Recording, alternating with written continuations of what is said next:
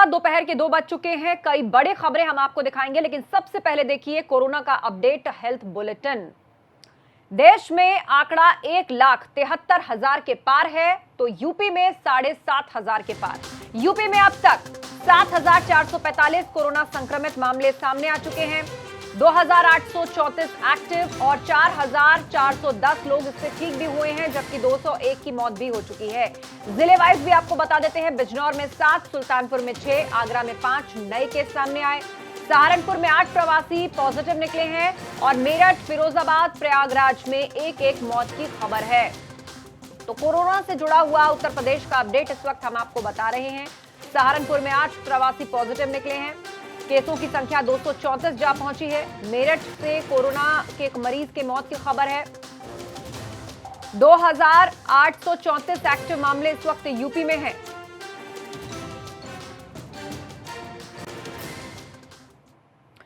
UP लौटे कई प्रवासी निकले कोरोना संक्रमित। सहारनपुर में 8 प्रवासियों की रिपोर्ट पॉजिटिव, तो उन्नाव में भी 3 प्रवासी निकले कोरोना संक्रमित। केजीएमयू में मौत के बाद महिला की रिपोर्ट पॉजिटिव आई और इस महिला के संपर्क में आए सभी स्वास्थ्य कर्मियों को क्वारंटीन किया गया है। तो सहारनपुर से एक बड़ी खबर, जहां पर एक महिला की मौत हो जाती है और उसके बाद उसकी रिपोर्ट आई जो कि पॉजिटिव थी और अब स्वास्थ्य कर्मियों को क्वारंटीन किया गया है। महिला के संपर्क में आए सभी स्वास्थ्य कर्मी एहतियात के तौर पर क्वारंटीन कर दिए गए हैं। यूपी लौटे कई प्रवासी कोरोना संक्रमित निकले हैं।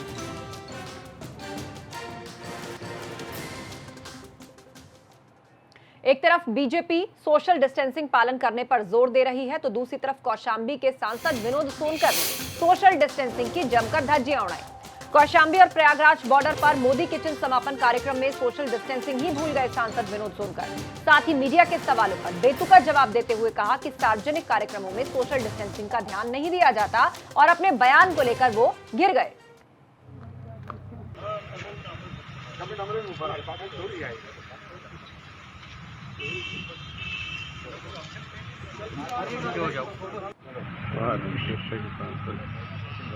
तो तस्वीरें हम आपको दिखा रहे हैं विनोद सोनकर, जो कि सम्मानित करते हुए लोगों को यहां पर नजर आ रहे हैं, उनको गमछा उड़ाकर। बड़ा सवाल यही कि क्या माननीय पर सोशल डिस्टेंसिंग का नियम लागू नहीं होता, लॉकडाउन का कोई नियम लागू नहीं होता। जो सबसे जरूरी है वही कैसे भूल गए भाजपा सांसद। प्रधानमंत्री तक अपील कर चुके हैं सोशल डिस्टेंसिंग बनाए रखें। सांसद होकर इतनी बड़ी भूल कैसे कर बैठे विनोद सोनकर, बड़ा सवाल इस वक्त। इतने लोगों की जान को खतरे में इन्होंने डाल दिया। लोग वहां पर इकट्ठा हैं और उसके बाद कह रहे हैं कि इस तरह के सार्वजनिक कार्यक्रमों में सोशल डिस्टेंसिंग नहीं हो सकती। आखिर प्रधानमंत्री की अपील का यही असर हुआ है कि पार्टी के एक सांसद एक कार्यक्रम का आयोजन करते हैं, वहां पर लोगों को बुलाते हैं, बेशक उन्हें सम्मानित कर रहे हैं, लेकिन उनकी जान को जोखिम में डाल दिया। निश्चित रूप से इस पर ध्यान दिया गया है और लोग प्रवासी श्रमिकों की सेवा करने के बाद जब कार्यकर्ताओं का सम्मान हो रहा था तो थोड़ा बहुत उत्साह में, जोश में हो सकता है कोई नज़दीक आ गया हो, लेकिन हम लोग को पूरा प्रयास है कि लॉकडाउन का पूरी तरह से पालन करें, लोगों को पालन कराएं और सोशल डिस्टेंसिंग का स्वयं भी पालन करते हैं और लोगों को भी पालन करने के लिए प्रेरित करते हैं। तो देखिए, एक तरफ दावा कर रहे हैं कि सोशल डिस्टेंसिंग का पालन करते हैं, लेकिन ये तस्वीरें खुद उल्टा उन्हीं की पोल खोल रही हैं। कहां है सोशल डिस्टेंसिंग, आप खुद देखिए। तस्वीरें खिंचवा रहे हैं लोग साथ खड़े होकर, भीड़ वहां पर लगी हुई है।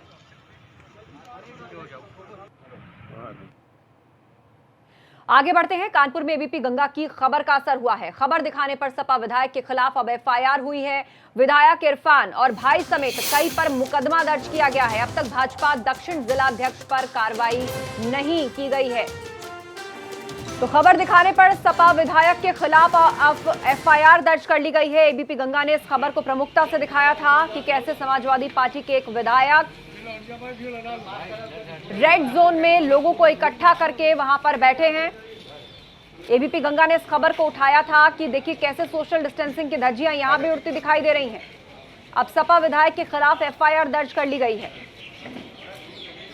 विधायक इरफान और उनके भाई समेत कई पर यह एफआईआर हुई है। एबीपी गंगा की खबर का असर हुआ है। 2 तस्वीरें हम आपको दिखा रहे हैं। और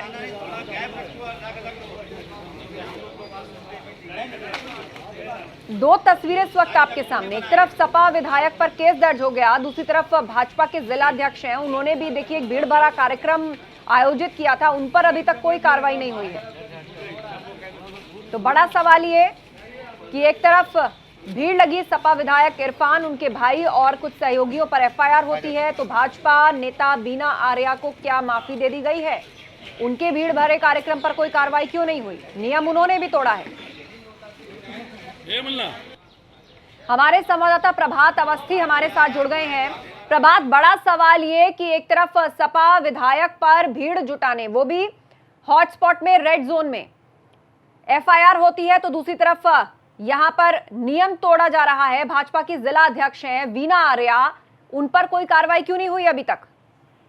जी बिल्कुल, आपको बताना चाहूंगा कि एक ही जैसी वारदातों पर दो अलग तरह की जो कार्रवाई है उसके मापदंड जो है वो सामने आए हैं, क्योंकि यहाँ पर एक जगह पर सपा विधायक के द्वारा जो मीटिंग बुलाई जाती है उस पर मुकदमा दर्ज होता है, महामारी एक्ट के तहत मुकदमा दर्ज होता है, सोशल डिस्टेंसिंग की धज्जियां उड़ाने के तहत मुकदमा दर्ज होता है। वहीं पुलिस के ऊपर भी कार्रवाई की जाती है, एक चौकी इंचार्ज को सस्पेंड किया जाता है, सीओ और जो इंस्पेक्टर है उनसे स्पष्टीकरण मांगा जाता है। लेकिन वहीं कानपुर में ही दूसरी तस्वीर सामने आती है, जहाँ पर भारतीय जनता पार्टी के द्वारा जो दक्षिण की जिला अध्यक्ष बीना आर्या वो एक सम्मान समारोह का आयोजन करती है और वहां पर लोगों को बुलाकर भीड़ इकट्ठा करती है, जिसकी तस्वीरों में भी कई लोग ऐसे दिख रहे हैं जो सोशल डिस्टेंसिंग की धज्जियां उड़ा रहे हैं और मास्क नहीं लगाए हुए हैं, बावजूद इसके कोई कार्रवाई नहीं होती है। तो कहीं ना कहीं जो कानपुर प्रशासन है उसके ऊपर सवाल दे रहे हैं, क्योंकि जिस तरह से एक ही तरह की गलती लेकिन एक के ऊपर कार्रवाई, दूसरे के ऊपर आखिरकार क्षमा क्यों? तो इसी तरह की एक और तस्वीर जो है वो भी कानपुर के सेंट्रल स्टेशन सामने आई थी, जहाँ पर कानपुर महानगर के जो जिला अध्यक्ष है सुनील बजाज, उनके द्वारा स्टेशन पर पानी की जो बोतलें हैं उसको बांटने के दौरान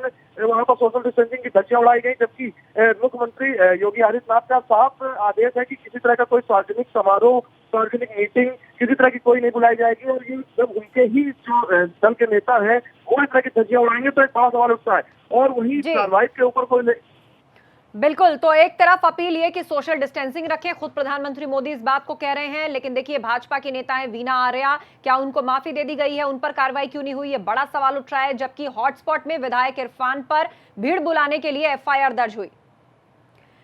आगे बढ़ते हैं। 69,000 टीचर भर्ती पर बड़ी खबर इस वक्त सामने आ रही है। अब जुलाई में इलाहाबाद हाईकोर्ट सुनवाई करेगा। अभ्यर्थियों को हाईकोर्ट से फिलहाल अभी राहत नहीं। 69,000 टीचर भर्ती पर यह बड़ी खबर है। अब इस मामले की जो सुनवाई है वो जुलाई में होगी। इलाहाबाद हाईकोर्ट अब इस मामले की सुनवाई जुलाई में करेगा। मोहिन से अपडेट लेते हैं। मोहिन, और क्या जानकारी मिल पा रही है आपको?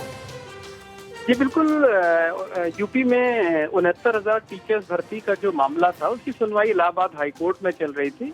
तो उसमें जो एक्सपर्ट कमेटी की रिपोर्ट थी उत्तर प्रदेश सरकार की तरफ से वो भी सबमिट कर दी गई। कोर्ट ने अब इस मामले में उत्तर प्रदेश सरकार से फिर से जवाब तलब किया है, 4 हफ्ते की मोहलत दी है और कोर्ट ने ये तय किया है कि अब इस मामले की सुनवाई जुलाई महीने में की जाएगी। लेकिन जो सबसे अहम बात यह है कि तब तक जो प्रोसीडिंग है, जो भर्ती की प्रक्रिया है, उस पर कोई अंतरिम रोक नहीं लगाई है। कोर्ट ने कहा है कि जो भर्ती प्रक्रिया है वो चलती रहेगी, लेकिन जो अर्जियां दाखिल की गई हैं उस पर जो फाइनल जजमेंट होगा वो भर्तियां जो है उसी पर डिपेंड करेंगे। तो साफ तौर पे कहा जा सकता है कि उत्तर प्रदेश सरकार के लिए एक राहत की बात है। लेकिन जो अभ्यर्थी थे जिन्हें ये लग रहा था कि शायद कोर्ट से उन्हें कुछ राहत मिलेगी, तो उनको फिलहाल जो है, मैं फिर कह रहा हूँ कि उनको फिलहाल मायूसी हाथ लगी है, क्योंकि कोर्ट ने अभी बीच में जो है किसी तरह का दखल देने से इनकार कर दिया है और कोर्ट ने ये तय किया है कि अब इस मामले में सुनवाई वो जुलाई महीने में की जाएगी और तब तक के लिए कोई अंतरिम जो है स्टे नहीं किया है। जी, तो कुल मिलाकर बड़ी अपडेट यही कि मामले की जो अब अगली सुनवाई है वो जुलाई के महीने में ही होगी। शुक्रिया मोहिन अहम जानकारी के लिए।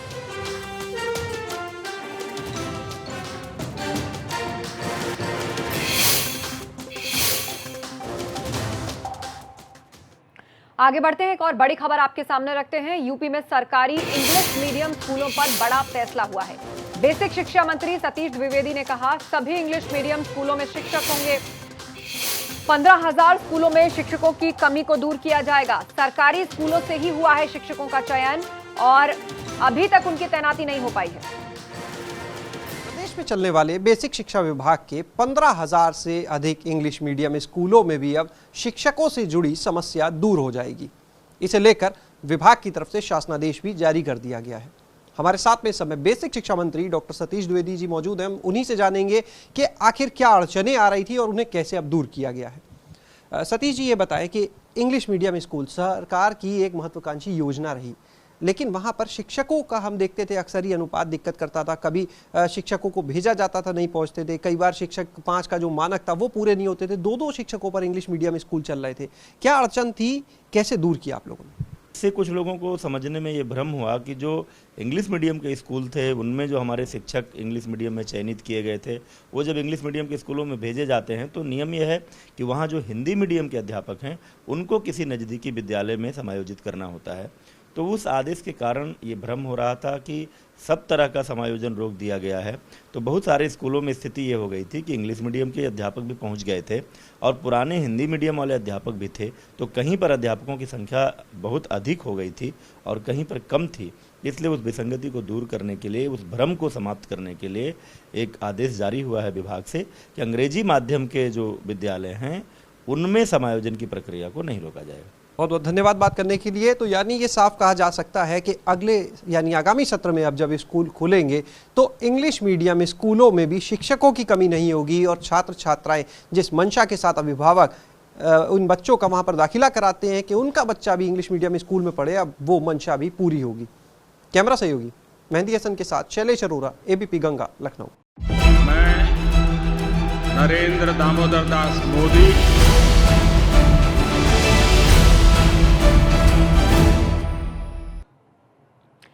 सरकार के दूसरे कार्यकाल का 1 साल पूरा हो गया है। जी हां, मोदी सरकार का जो दूसरा कार्यकाल है उसका 1 साल पूरा हो चुका है। इस मौके पर प्रधानमंत्री नरेंद्र मोदी ने देश के नाम एक चिट्ठी लिखी और अपनी उपलब्धियों को भी गिनवाया। प्रिय स्नेहीजन, देशवासियों की आशाओं आकांक्षाओं की पूर्ति करते हुए हम तेज गति से आगे बढ़ ही रहे थे कि कोरोना वैश्विक महामारी ने भारत को भी घेर लिया। कई लोगों ने आशंका जताई थी कि जब कोरोना भारत पर हमला करेगा तो भारत पूरी दुनिया के लिए संकट बन जाएगा। लेकिन आज सभी देशवासियों ने भारत को देखने का नजरिया बदलकर रख दिया है। निश्चित तौर पर इतने बड़े संकट में कोई ये दावा नहीं कर सकता कि किसी को कोई तकलीफ और असुविधा न हुई हो। हमारे श्रमिक साथी, प्रवासी मजदूर भाई बहन, छोटे छोटे उद्योगों में काम करने वाले कारीगर, पटरी पर सामान बेचने वाले, रेहड़ी ठेला लगाने वाले, हमारे दुकानदार भाई बहन, लघु उद्यमी, ऐसे साथियों ने असीमित कष्ट सहा है। इनकी परेशानियां दूर करने के लिए सभी मिलकर प्रयास कर रहे हैं। लेकिन हमें ये भी ध्यान रखना है कि जीवन में हो रही असुविधा जीवन पर आफत में न बदल जाए। इसके लिए प्रत्येक भारतीय के लिए प्रत्येक दिशा निर्देश का पालन करना बहुत आवश्यक है। जैसे अभी तक हमने धैर्य और जीवटता को बनाए रखा है, वैसे ही उसे आगे भी बनाए रखना है। प्रिय स्नेही, वहीं भाजपा का दावा है कि 1 साल में मोदी सरकार ने ताबड़तोड़ और ऐतिहासिक फैसले किए हैं, हर तबके के लिए काम किया है। कि वह पूरी ताकत के साथ, जैसा उन्होंने पिछले 6 वर्षों में देश की सेवा प्रधानमंत्री के रूप में की है, उसी ताकत के साथ, पूरी शक्ति के साथ ईश्वर उनको शक्ति दे ताकि वो अच्छे से और पूरी ताकत के साथ देश की सेवा में जुटे रहें। हम सब जानते हैं कि यह जो समय गुजरा, यह अकॉम्प्लिशमेंट्स का, this has been a year of accomplishments and also we have faced unimaginable challenges also. और प्रधानमंत्री जी ने बखूबी सारी चीज़ों को फ्रंट से लीड करके देश को एक दृष्टि दी और देश की सेवा में कोरोना के वायरस के साये को भी ठीक तरीके से संभालने का काम किया है। ये सब हम लोग जानते हैं। श्री मोदी जी के नेतृत्व में भारतीय जनता पार्टी नेतृत्व की केंद्र सरकार के सफलतम 6 वर्ष का कार्यकाल, यानी द्वितीय वर्ष का पहला वर्ष का कार्यकाल आज पूरा हो रहा है। मैं इसके लिए आदरणीय प्रधानमंत्री नरेंद्र मोदी जी का, पूरे केंद्रीय कैबिनेट का हृदय से अभिनंदन करता हूं और देश के भारतीय जनता पार्टी के कोटि कोटि कार्यकर्ताओं को हृदय से बधाई देता हूं। एक वर्ष का ये कार्यकाल, द्वितीय पारी का प्रथम वर्ष का ये कार्यकाल ऐतिहासिक उपलब्धियों से भरा पड़ा रहा है। 2014 में आदरणीय प्रधानमंत्री मोदी जी ने इस देश को एक मंत्र दिया था, सबका साथ और सबके विकास का। उनके सरकार का द्वितीय कार्यकाल का मंत्र सबका साथ, सबका विकास और सबके विश्वास। और अब बात एक बड़ी खबर की करने जा रहे हैं। मुजफ्फरनगर में किसानों की जबरदस्त भिड़ंत हुई है। गन्ना तोल को लेकर किसानों के बीच में मारपीट हुई है। ट्रैक्टर से एक दूसरे पर हमला किया है किसानों ने। मिल पर जल्दी गन्ना डालने को लेकर ये बड़ा हंगामा इस वक्त हुआ है। तो बड़ी खबर इस वक्त हम आपको बता रहे हैं, एक दूसरे के ऊपर ट्रैक्टर से हमला किया है। तस्वीरें देखिए आप। मिल पर कौन जल्दी गन्ना पहुंचाएगा, इसे लेकर ये भिड़ंत किसानों के बीच में हुई है। ट्रैक्टर से एक दूसरे को टक्कर मार रहे हैं, गन्ने लदे हुए हैं। गन्ना तोल को लेकर ये मारपीट किसानों में हुई। मुजफ्फरनगर की तस्वीरें हैं जहां पर किसान आपस में भिड़ गए और ट्रैक्टर एक दूसरे के ऊपर किस कदर टक्कर मार रहे हैं ट्रैक्टर से। तो ये तस्वीरें अपने आप में सवाल खड़े करती हैं। वहां पर मौजूद तमाम लोग जिन्होंने इस वीडियो को रिकॉर्ड किया, फोन से इस पूरी भिड़ंत की वीडियो भी बना रहे हैं। गन्ना तोल को लेकर यह विवाद हुआ है कि पहले कौन अपना गन्ना तोलने के लिए डालेगा। ट्रैक्टर है, उस पर गन्ने लदे हुए हैं, लेकिन एक दूसरे को टक्कर मार रहे हैं। होड़ है, आगे कौन निकले और तोल के लिए गन्ना पहले कौन डालेगा। जानलेवा भी हो सकती थी ये भिड़ंत। भारी भरकम ट्रैक्टर एक दूसरे को टक्कर मारते हुए दिखाई दे रहे हैं। आगे बढ़ते हैं। सहारनपुर में मकान निर्माण को लेकर दो पक्षों में जमकर लाठी डंडे चले। 5 व्यक्ति इसमें घायल हो गए और 13 लोगों के खिलाफ मुकदमा दर्ज किया गया है। यह पूरा मामला थान पितरों के माधोपुर गांव का है। तो यहां मकान निर्माण को लेकर दो पक्षों में विवाद हुआ, तनातनी हुई और नौबत किस तरह मारपीट तक जा पहुंची आप देखिए। महिलाएं हो या पुरुष एक दूसरे पर डंडे मारते हुए नजर आ रहे हैं। मकान निर्माण को लेकर यह विवाद हुआ और दोनों ही पक्ष एक दूसरे पर डंडे बरसाते दिखाई दिए। क्या महिला क्या पुरुष, डंडे से एक दूसरे पर वार करते रहे लोग।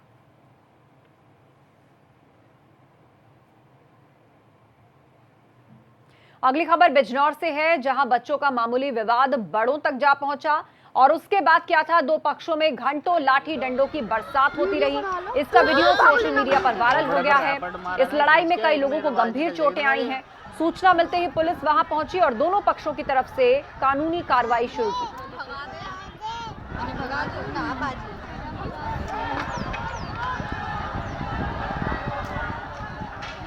ओ बताओ, तार पे लग गया।